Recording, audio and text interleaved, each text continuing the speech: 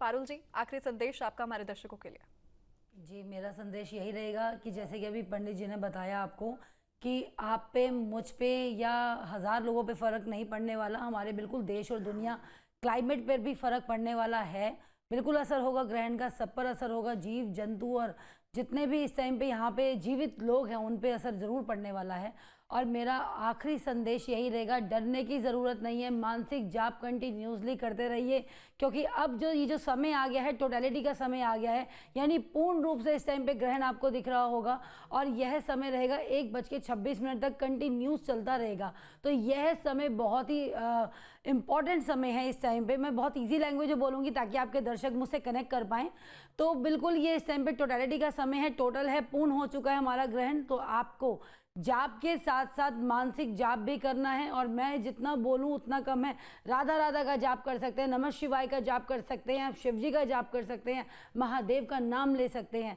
तो कोई भी आप कार्य समय कर सकते हैं। देखिए, आपको शुद्धि भी देगा, मानसिक आपकी पीड़ाएं होंगी वो भी आपकी कम होंगी, और साथ में आपका मेंटल लेवल जो भी है, जितनी भी आपकी मानसिक पीड़ाएं बैलेंस हो जाएंगी, इमोशंस आपके बैलेंस हो जाएंगे। तो आपको यह कार्य किसी भी मंत्र का जाप करें हम, लेकिन हमें अपने पूरे मन के साथ उस मंत्र का जाप करना है। पंडित शिवकांत जी, आखिरी छोटा सा संदेश हमारे दर्शकों के लिए।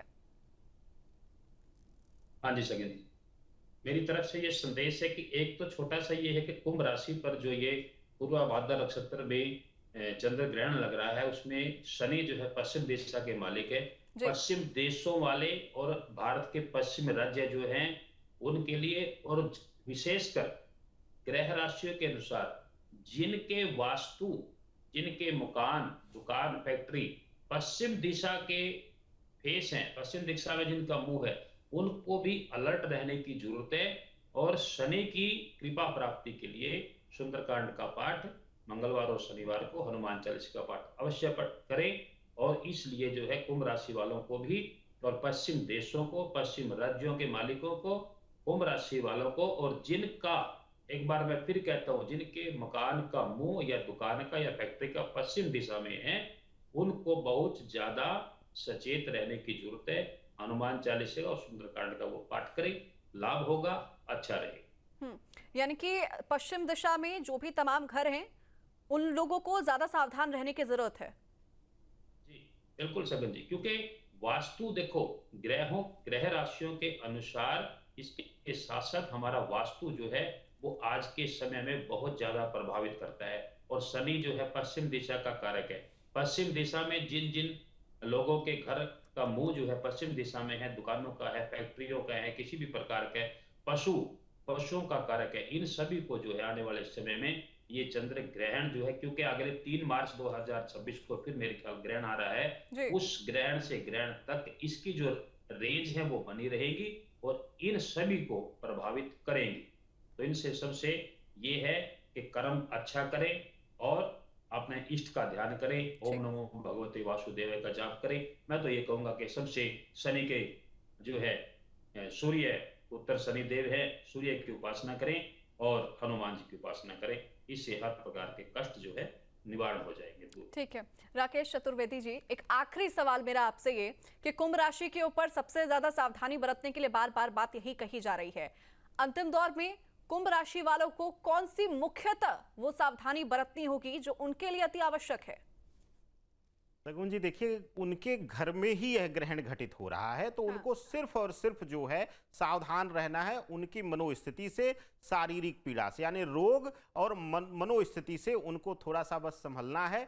बाकी उनके लिए कोई किसी प्रकार की डरने की जरूरत नहीं है। और एक चीज और आपको बता दूं, जब हमें पता होता है कि हमें अपने से ही दिक्कत होने वाली है, तो कुंभ राशि के लोग जातक इतने समझदार, क्योंकि शनि प्रधान है, इनको जो है इनके अंदर कर्मठ गुण है, इनको कर्म करना, कर्म प्रधानता इनके अंदर है, और कर्म से ही भाग्य को परिवर्तित किया जा सकता है। तो ऐसी अवस्था में जो है कुंभ राशि वालों के लिए कुछ नहीं करना है, सकारात्मक कर्म करने हैं, सकारात्मक दिशा लेनी है, सकारात्मक सोच रखनी है। चंद्र राहु आपके घर में है, तो बस मन के भ्रम पर अगर आपने जीत पा लिया, तो इस जैसे कई ग्रहण पर आपने भविष्य में समझिए जीत पा लिया। बस यही आपको ध्यान देने की जरूरत है। यानी कि सावधानियों के चक्कर में कर्मों से नहीं भागना है।